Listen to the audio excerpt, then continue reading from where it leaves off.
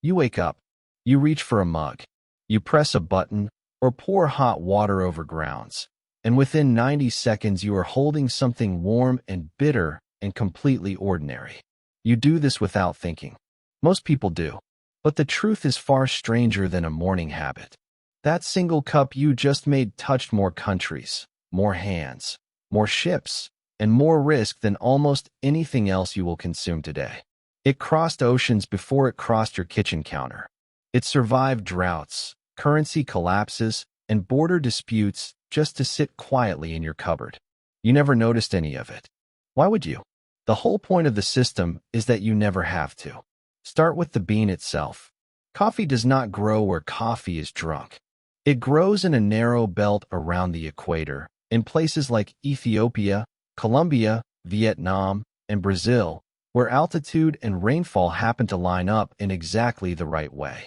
Move too far north or south, and the plant simply dies.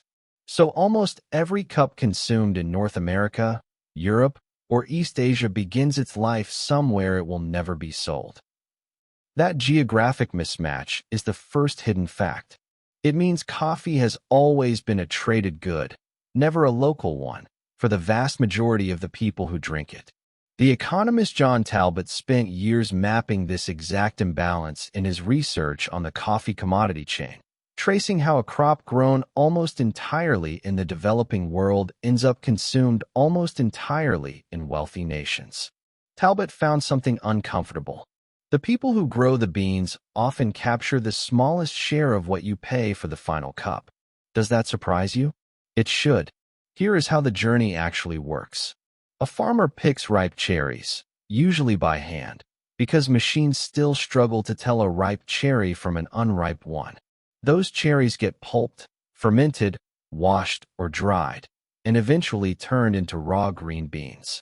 At this stage, the beans are almost worthless compared to what you will eventually pay.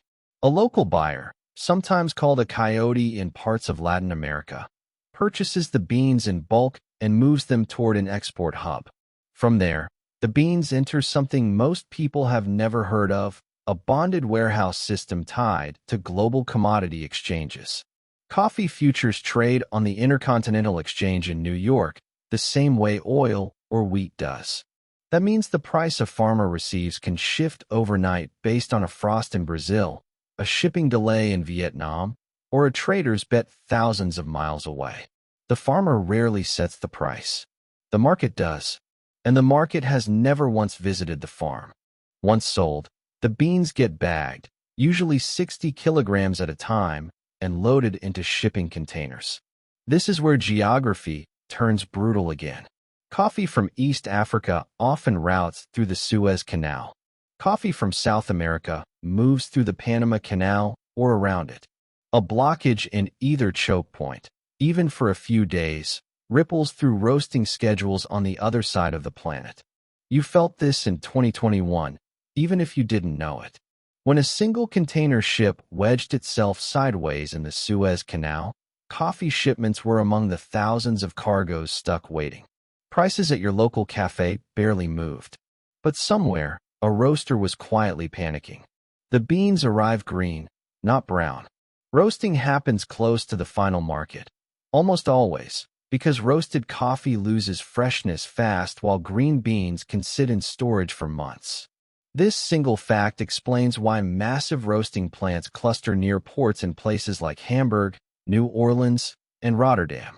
Germany, a country that grows no coffee at all, is one of the largest coffee exporters on Earth. It simply imports green, roasts it, and ships it back out. Does that sound backwards? It is. And it works precisely because nobody questions it. Roasting itself is a small act of chemistry disguised as a craft. Heat triggers something called the Maillard reaction, the same browning process that happens on seared steak or toasted bread. Sugars and amino acids in the bean rearrange themselves, creating hundreds of new aromatic compounds. This is where flavor is actually born. The bean you picture as coffee-flavored barely resembles the raw green seed it started as. Researchers at institutes like the Coffee Quality Institute have spent decades cataloging which roast temperatures produce which flavor compounds, essentially reverse engineering a process farmers on the other side of the world will never taste the result of. From the roaster, ground or whole bean coffee moves again, this time toward distribution centers, grocery chains, and cafes. Every one of these steps adds cost. Studies on global value chains, including work associated with sociologist Gary Gireffi at Duke University, have shown a consistent pattern across commodities like coffee, cocoa, and cotton. The people closest to the raw material capture the least value. The people closest to the final consumer, the brand, the retailer, the cafe, capture the most. A farmer might earn a few cents per cup's worth of beans. You might pay $4 or $5 for that same cup at a coffee shop. Where did the rest of that money go? Mostly nowhere near the farm. This is not a conspiracy. Nobody designed it maliciously. It emerged slowly, over more than a century, as shipping got cheaper, refrigeration improved, and financial markets learned to price agricultural risk.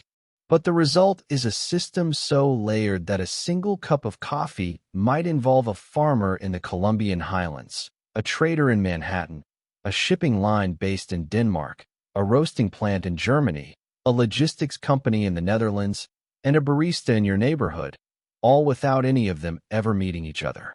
Think about what that actually requires.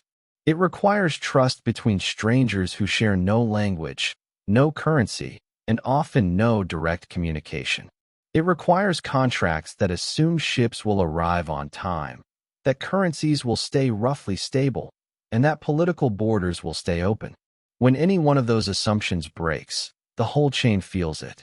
A coup in a coffee-producing nation, a dockworkers' strike in a major port, a sudden tariff. Each one sends a small shockwave through a network you interact with every single morning and never see. There is a term economists use for this kind of exposure: supply chain fragility. It sounds abstract until you realize it explains something very concrete: why coffee prices spiked sharply in 2022, even as overall global harvests were not catastrophically low. Analysts pointed to fertilizer shortages tied to the war in Ukraine, shipping container backlogs left over from the pandemic, and a severe drought in Brazil, all compounding at once. No single event caused the price jump. The network did, by transmitting stress from one weak point to the next. And yet, despite all of this complexity, you still just press a button. That is the real magic trick, not the coffee itself, but the invisibility of everything behind it. Economist Daniele Giovannucci, who has studied coffee sustainability and pricing for organizations including the World Bank, has pointed out that most consumers in wealthy nations have almost no visibility into where their coffee actually comes from, let alone who grew it or what they were paid. The system was never built to be transparent. It was built to be convenient. Those are not the same thing. So the next time you make coffee, consider what actually happened before it reached you. A person, likely someone you will never meet, walked through rows of plants under intense sun and picked cherries by hand. Those cherries survived processing, drying, and a journey across an ocean, guided by a price set in a market thousands of miles from the farm. The beans passed through a roasting facility that transformed their chemistry entirely, then moved again through a distribution network built on decades of trust between strangers. None of this shows up in the taste.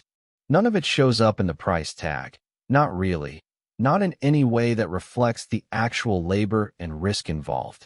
It just shows up as a warm mug in your hand, on an ordinary morning, treated like the most unremarkable thing in the world. You wake up, you reach for a mug, and without knowing it, you are holding the end of one of the longest, most fragile, and most quietly coordinated systems on the planet.